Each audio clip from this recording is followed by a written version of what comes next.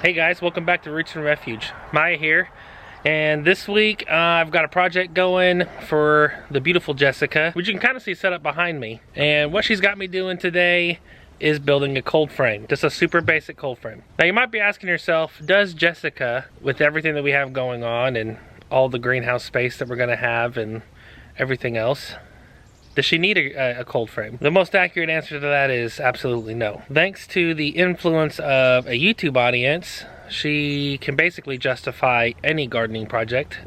And I'll do it because our audience wants to see it. So for those of you who are wondering how to build a cold frame, I'm gonna kind of give you just a few pointers on how I would do it. So let's get started. Okay, so to do this, you're gonna need some materials, you're gonna need some tools.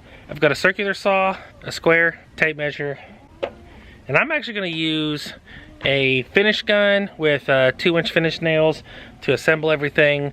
You probably could use screws. Because it's decking, which is a little skinnier than like a 2x4, I prefer to use nails because it doesn't split the wood as bad. But you could use screws and you could pre-drill or just be careful. So this is the window I've chosen because it's completely open. It doesn't have anything running through the middle, so I think it'll give it the most sun and produce the most heat. When I go to build the box, essentially I'll use the chosen window to get my measurements. So basically you'll build your box to fit your window. Looks like this is just at 28 inches by 28 1/4. So I'm gonna start cutting treated decking to fit that 28 by 28 window.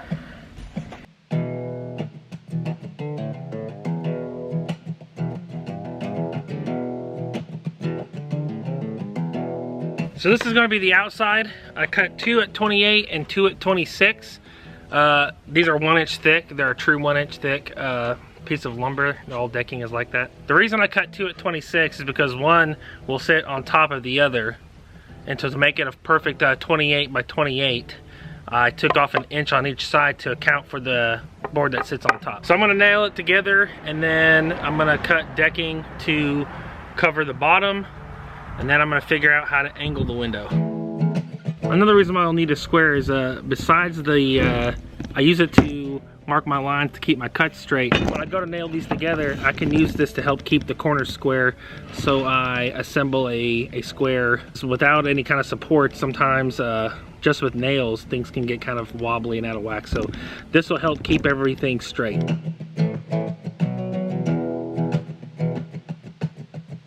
All right, we got a box. I'm gonna go ahead and actually test fit the window, make sure that I didn't mess up. Because even though I've been doing this a long time, sometimes I get in my head like I know what I'm doing, and I really don't. So I'm gonna test fit the window first. That's a perfect fit, so we're able to progress. Let's move forward.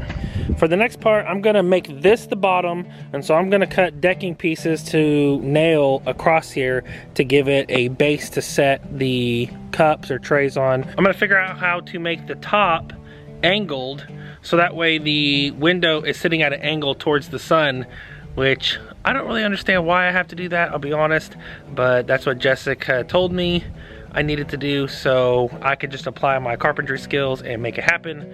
And I'm sure that all you gardeners out there already know why. All right, enough of that. Let's get back to nailing wood together.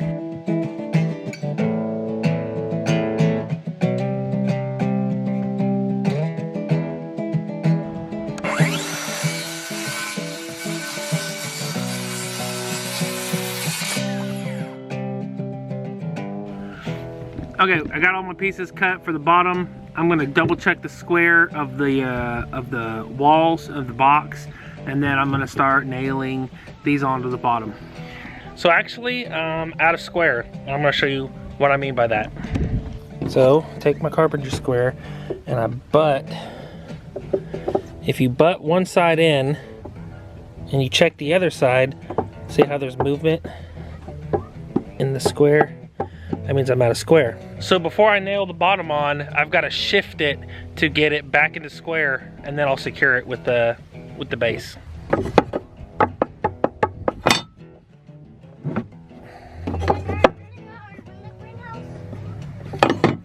To get it back into square, I hold this corner still and I shift this corner the direction it needs to go to close the gap.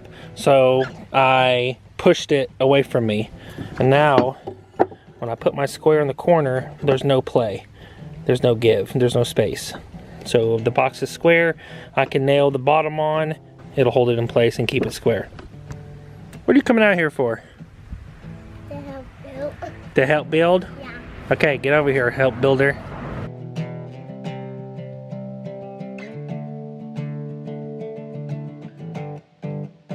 We got a box. Now I gotta figure out how to angle the window, attach the window. Honestly, I'm not super confident with the whole angle thing. I don't know. I kind of get in my head a little bit with cutting angles and making sure that it's gonna line up right, but I think I can figure it out. Okay, so I figured out how to do the angle, I think. I cut a 26-inch piece, which should give me the proper length to hold the window up and then have the edges sit flush. Essentially, I'm gonna elevate it one piece. What that means is I'm gonna set one piece on top on this side and cut my angle from here flush to the bottom on that side. There may be an easier way, but this is just the way I figured it, and I think it'll work fine. Essentially, I need to go from this corner to this corner, so I'm just gonna run a chalk line and snap a chalk line and then cut it with my skill saw. It'll be pretty close. It won't be perfect, but that should give me the angle, which actually, I don't know if this will work because of the blade, the thickness of the blade, but I might be able to get 2 angled pieces out of one cut. We'll just have to see if it fits.